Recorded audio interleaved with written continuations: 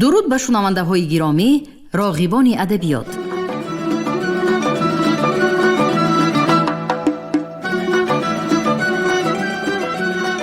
با توجه شما عزیزان، کتاب قهرمان تاجیکستان استاد صدرالدین عینی نمونه ادبیات تاجیک در قرائت کارمند شایسته تاجیکستان علیزاده عبدالرشید خوجانقول. گفتار 31.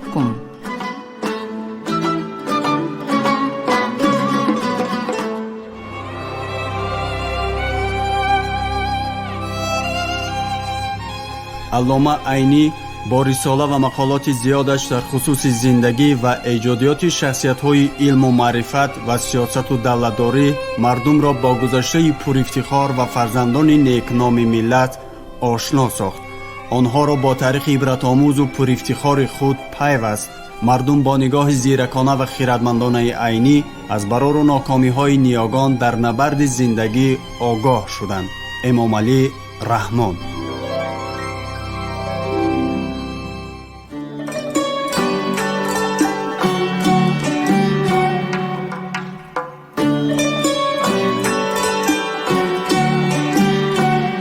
قهرمان تاجیکستان صدرالدین عینی در عرصه فرهنگ ملت ما بسیار قهرمانی ها کرده است، ولی نخستین و بزرگترینش به یگان شبهه نمونه ادبیات تاجیک است که نمونه های درخشان این فرهنگ را قاطعانه به مدعیان بی بنیاد رساند و این ملت را بی‌باکانه از ترکتازی های زمان رهاند.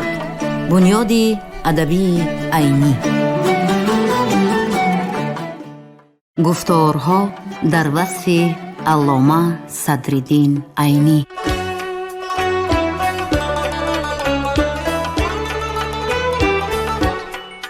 سالها می‌گذرند، نسل‌های نو به عرصه کارزار می‌آیند، اثرهای بسیار می‌آفرند، ولی موقع استاد همیشه در بلندی است. اثرهای استاد میراث بوی آن کس همیشه به جوانها تعلیم می‌دهد، راه نشان می‌دهد، می‌آموزد.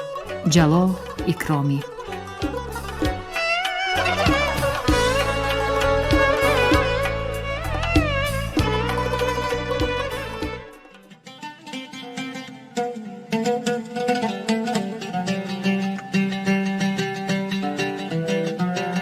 اینک در نظرم صدرالدین عینی هم هست و هم نیست. آره، آن سیمای سرشار از ذوق و قریحه و دانش، آن بیان شیرین دلانگیز، آن چشمان پرفروغ آرام بخش در این جهان نیست.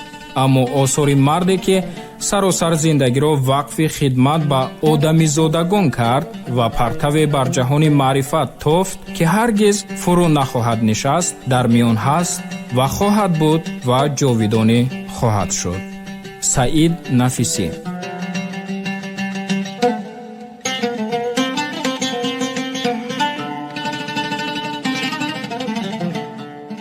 بهجت.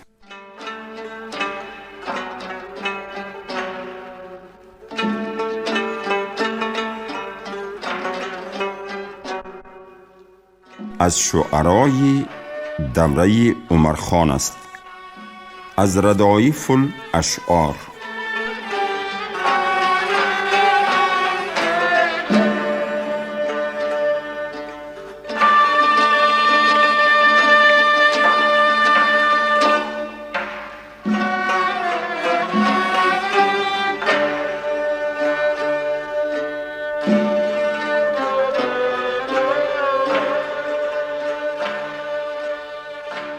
مزن برنگ حنا ای سمن عذار انگشت، مکن ز خون دلم چون میژه نگار انگشت. بری شهادتی موزونی قدش از سرو، برون دماند به صحن چمن بهار انگشت. تو ای هلال اگر روی ماه من دیدی، کجاست بحر اشارت ز خود برآر انگشت. دوباره ناخونی دخلی کسی به او نرسد. به صفحه‌ای که رساند کتاب دار انگشت. مریض عشق بود بهجتی مسیح نفس. بینه به نبض دل مستمند زار انگشت.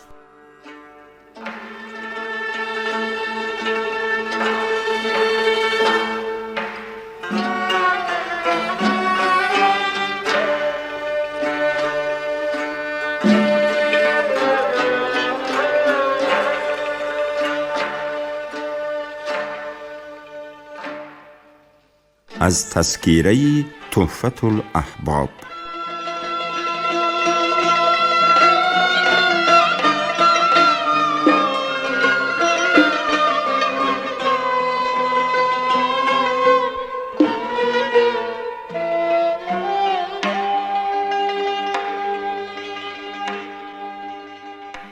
هر کجا مهری تو از صبح نقاب آید برون. از دلی هر ذره چندین آفتاب آید برون. آنقدر مستی لبی لعلی شراب آلوده ام. بعد مردن خواهد از خاکم شراب آید برون. گریه می سازم ز بس در یاد آن سیمین ذقن. جای اشک از دیده من در ناب آید برون. می شود حیران و آنگه می کند قالب تهی. گر نگارین پایش از چشم رکاب آید برون. پرده جان چاک چاک از تاب رخساری تو شد. پاره می گردد کتان چون ماهتاب آید برون.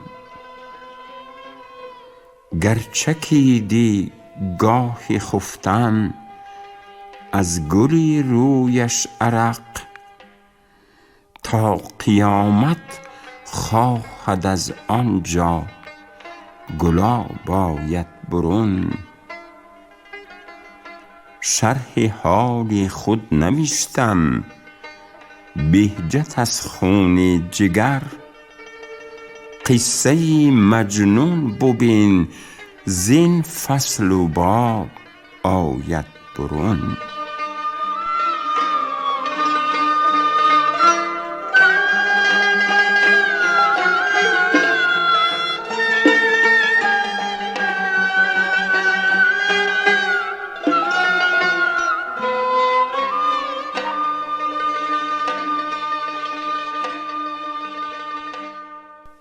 ملا برهان بیسمیلی کولابی.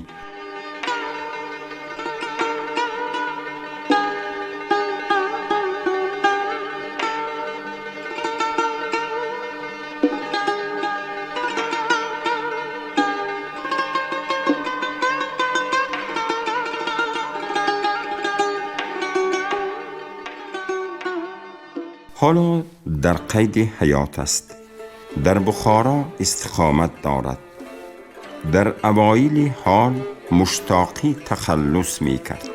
چون ملا نظرالله لطفی مشتاقی را به تصرف موشی تاقی گفته مما الیه را تعریض می نمود. از این زخمی زبان بسمیل شده تخلص خود را بسمیل قرار داد.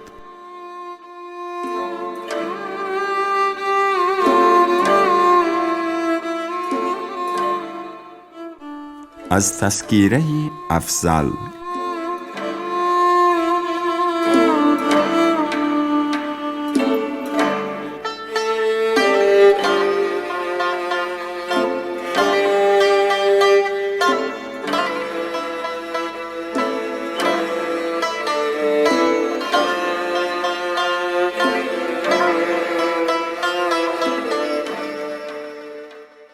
بدل هر جا خیالی جلوش رنگی اثر ریزد. ز خاری هر میژه گل بشکفد، صد برگی تر ریزد. تصور گر شود آینه برقی نگاهی او، نفس وا سوزد و دل خون شود، لختی جگر ریزد.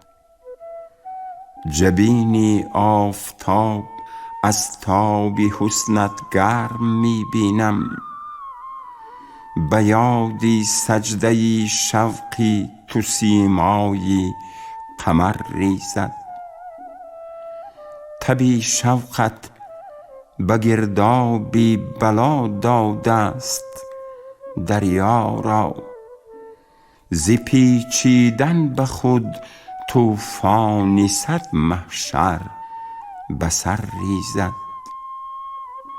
سماحت پیشه حاصل می کند نوش از کجندیشی، ز خاری نیش عقرب گر بود ممکن شکر ریزد. تپیدنهای بسمل نیست بی سعی ز خود رفتن، ز جهد خویش آفت در بنای خود شرر ریزد.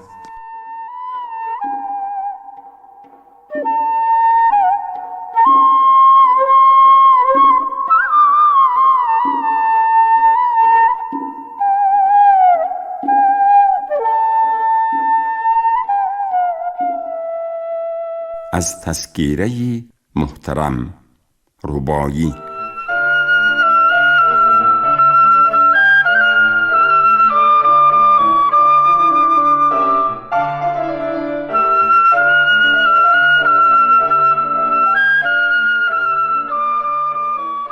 سرگشته عالمم به بوی تو قسم، برگشته ز عالمم به خوی تو قسم. چشمم به رهت سفید و بختم سیه است، با روی تو سوگند و به موی تو قسم.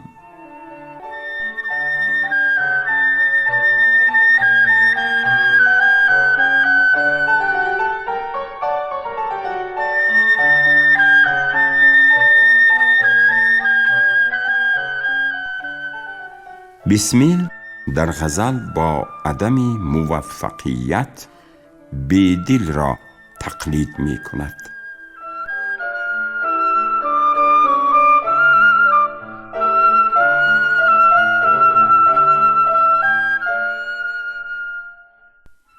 بابی بای فارسی.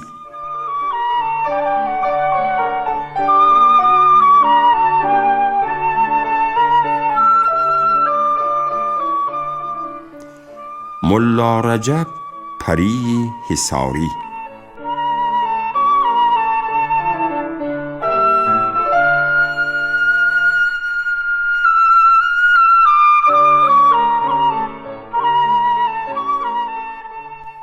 تاریخ وفاتش معلوم نشد، اما از تاریخ‌هایی که برای عمارت‌ها انشاء کرده است تا سال 1270 هجری در حیات بودنش معلوم می شود.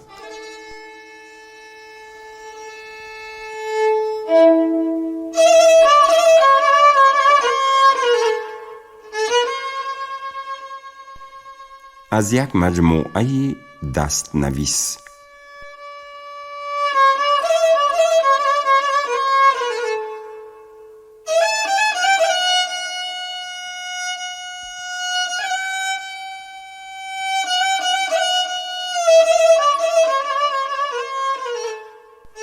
بریده باد ز دستم سری 4 انگشت، که دست می کشد از دامنی نگار انگشت. اشارت آینه داری، هلال ابروی کیست؟ به چشم من میژه گردید یک قطار انگشت. زدم به حلقه زلف تو دست، باد کسی نبرده چو من در دهان مار انگشت. برنج آمده انگشتری ز انگشتم، به چشم حرص ندارد کمی ز خار انگشت. دیگر چی دست دهد با وصال گستاخی؟ پری چو شانه رساند به زلف یار انگشت.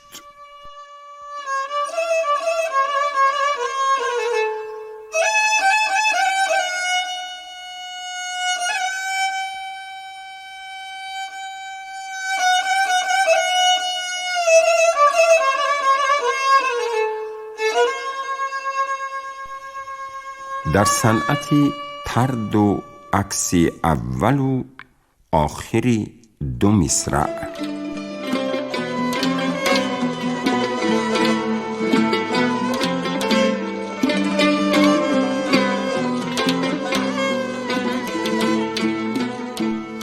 باورم ناید که امشب یار آید در برم آید ببینم تا بیاید باورم. ساغرم از عکس روی یار دارد موج می جوشی تجلی میزند در ساغرم. پیکرم از زخم شمشیری تو دارد آبرو تا صبح محشر کم مباد از پیکرم. دلبرم هرگز نمی آید به خوابم در بغل آید به بیداری ز مستی دلبرم. گوهرم عالیست از گرد یتیمی در نظر آینه حسن معانی جوهرم عرض کمالی خویش دارد در شکست آینه صد آبرو شد جوهرم. پرورم تن را ز عشقی لاله رویان تا ابد این پنبه در طوفان آتش پرورم. کمترم داند پری از ذره حسنش می سزد گویم که من از کمتری او کمترم.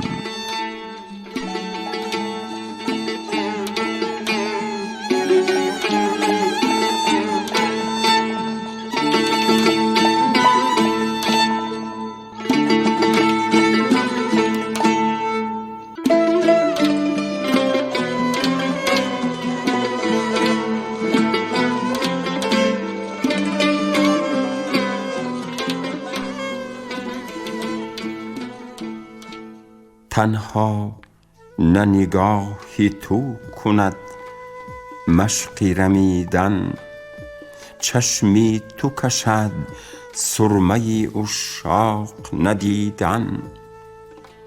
بر چرخ رسانیده هلال از ره تسلیم، از ابروی مشکین تو معراج خمیدن. شب آینه جلوه خورشید نگردد، از من چه خیال است به وصل تو رسیدن.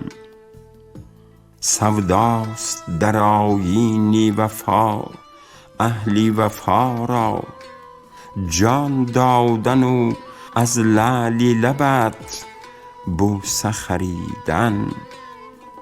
در خاک نشاند اگرم جای به چشم است، بر روی کسان بیهوده چون اشک دویدن.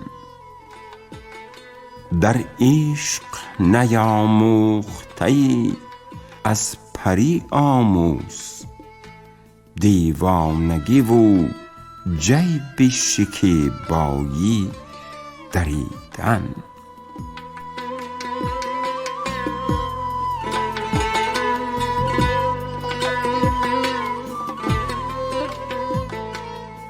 مقطع خیلی ویران می نماید. ممکن است که در مصرع اول بجای نیاموخته نواموخته باشد و به تحریف نویسندگان خطا شده باشد، اما در مصرع ثانی یای دومی کلمه شکیبایی از تقطیع زیاد است. در عشق نیاموخته‌ای از پری آموز، دیوانگی و جیب شکیبایی دریدن.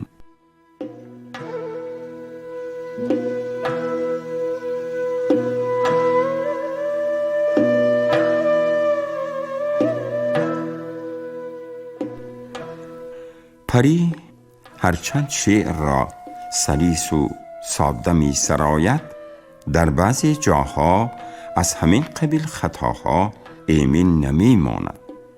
در بعضی شعرهای دیگرش هم که از مطالعه گذشت از این قسم خطا موجود بود.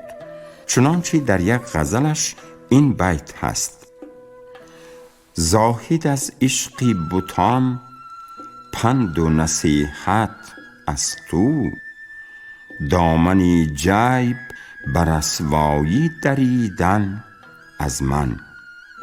در بیت مذکور نیز یای دومی کلمه رسوایی زیاد است. زاهد از عشق بتان پند و نصیحت از تو، دامنی جیب بر رسوایی دریدن از من. در اکثر شاعر تراشان عهد عبدالاحد این حال دیده می شود.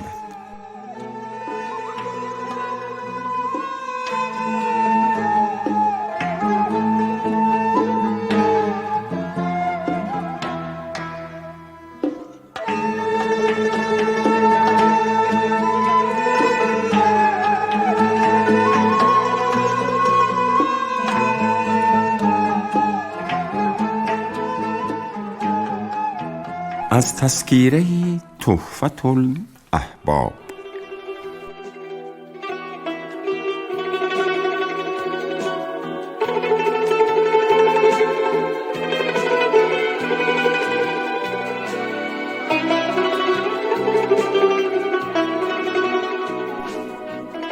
سه چیز کرده مهیا به قتلمان بدخو، کرشمه تیغ و میژه ناوک و کمان ابرو.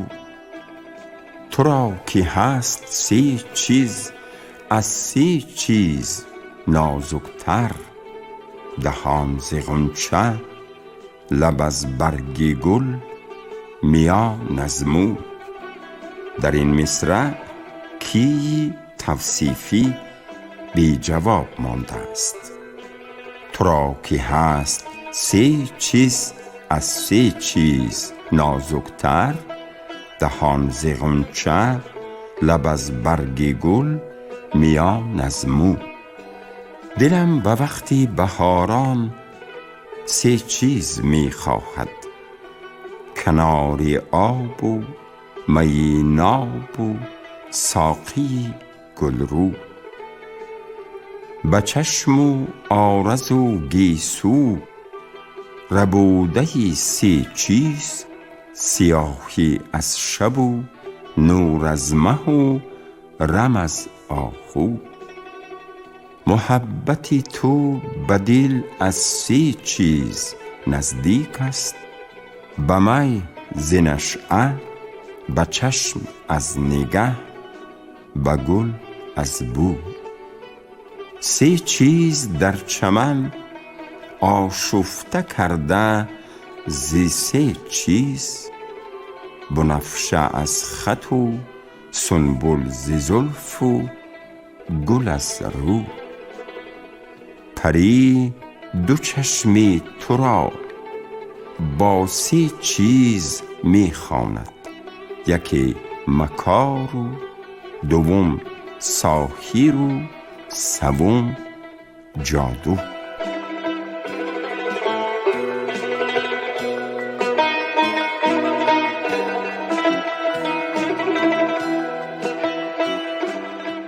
گویند که پری قریح البشره بود. فضلای بخارا که از حسن گفتار طرز اشعارش طالب دیداری او شده بودند، باری به بخارا خواندندش. پری در جواب این بیت را نوشته فرستاد: پری چون روغنی پاکی بخاراست، شنیدن دارد و دیدن ندارد.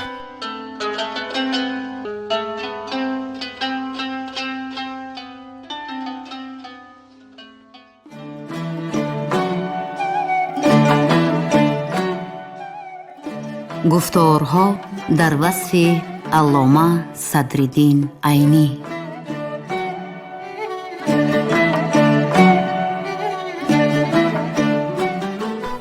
نویسنده برجسته رئالیست، اساسگذار ادبیات معاصر سویتی تاجیک صدرالدین عینی ابرزی تیپ سودخور و خسیس گذرا را آفریده است. او در انعکاس این ابرز به تجربه زندگی خود، به دیده و مشاهده هایش به واقعیت آخر عصر 19 و اول عصر 20 بخارا تکیه نموده است. ایرژی بیچکا.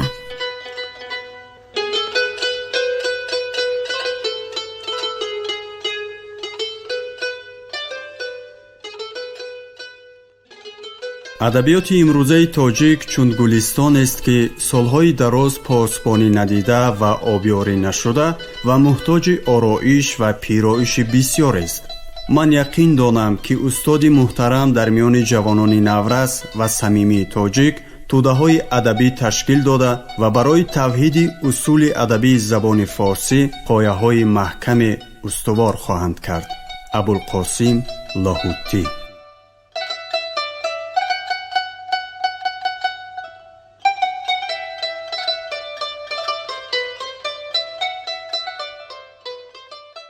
شنونده های ارجمند، شما گفتار 31 را از روی کتاب استاد صدرالدین عینی نمونه ادبیات تاجیک در قرائت کارمند شایسته تاجیکستان علیزاده عبدالرشید خوجمقل شنیدید.